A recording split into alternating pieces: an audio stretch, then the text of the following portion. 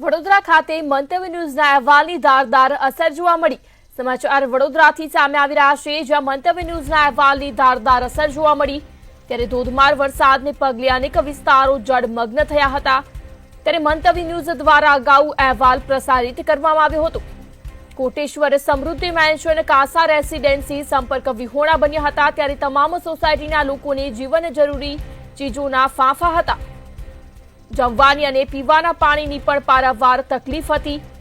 ત્યારે સમસ્યાનું સત્વરે નિરાકરણ લાવવા અહેવાલ રજૂ કર્યો હતો। મંતવ્ય ન્યૂઝના અહેવાલ બાદ મનપા તંત્રની તાબડતોડ કાર્યવાહી સામે આવી। ખુદ મ્યુનિસિપલ કમિશનર બોટ દ્વારા તમામ વિસ્તારોની મુલાકાતે પહોંચ્યા।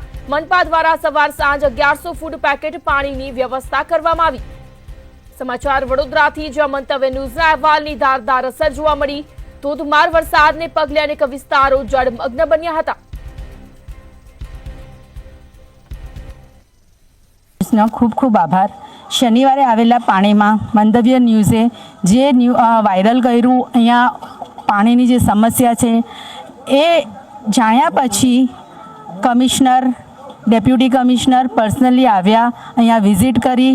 એમણે એના પછી ફૂડ પેકેટ્સ મોકલ્યા, પાણી મોકલ્યું અને અમને બાંયધરી આપીને ગયા છે કે આ સમસ્યાનો કાયમી હલ આવશે, અહીંયા બ્રિજ બનશે। મંતવ્ય ન્યૂઝ વાળાનો આભાર માનીએ છીએ કે અમારી સમસ્યાઓનો એમને પબ્લિક સુધી પહોંચાડી છે અને એ દ્વારા બી કોર્પોરેશન તંત્ર જાગૃત થયું અને અમને સારી એવી મદદ પૂરી પાડી છે। મંતવ્ય ન્યૂઝના અહેવાલની અસર। મંતવ્ય ન્યૂઝે અહેવાલ બતાવ્યો હતો કે વિશ્વામિત્રી અને ઉપરવાસમાં વરસાદના કારણે કોટેશ્વર ગામ અને સમૃદ્ધિ મેન્શન તેમજ કાસા રેસિડેન્સી સંપર્ક વિહોણા થઈ ગયા હતા।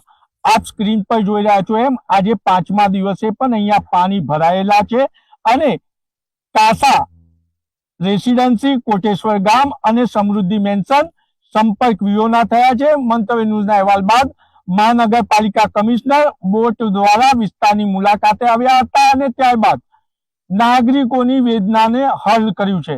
આપણી સાથે વોર્ડ ઓફિસર છે, આપણે વોર્ડ ઓફિસર સાથે વાત કરીશું। મંતવ્ય ન્યૂઝના અહેવાલ બાદ મહાનગરપાલિકા કાર્યરત થઈ છે, હાલ નાગરિકોની સેવામાં તમે શું શું કામ કરી રહ્યા છો?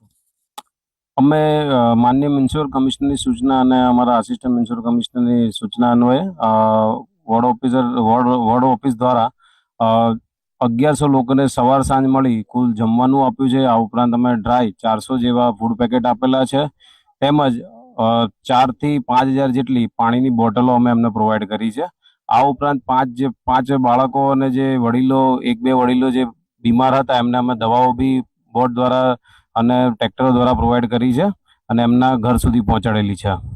એટલે કહી શકાય કે મંતવ્ય ન્યૂઝના અહેવાલ બાદ મહાનગરપાલિકા કાર્યરત થયું અને નાગરિકો પણ મંતવ્ય ન્યૂઝનો આભાર માની રહ્યા છે।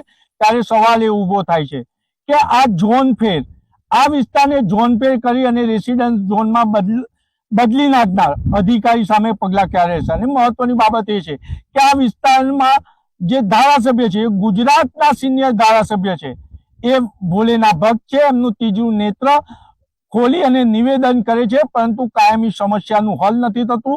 આશા રાખીએ કે નાગરિકોએ જે રીતના મંતવ્ય ન્યૂઝના પર વિશ્વાસ મૂક્યો છે એ જ રીતના ધારાસભ્ય જે નિવેદન કર્યું છે તેનો અમલ કરીને હવે આજ પછી આ વિસ્તારનો કોઈ પણ ઝોન હેતુફેર ના થાય કે રહેણાંક ઝોનમાં ના બદલાય અને તાત્કાલિક નાગરિકોના સમસ્યાના હલ રૂપી બ્રિજ બનાવે। નિલેશ બ્રહ્મભટ્ટ, મંતવ્ય ન્યૂઝ, વડોદરા।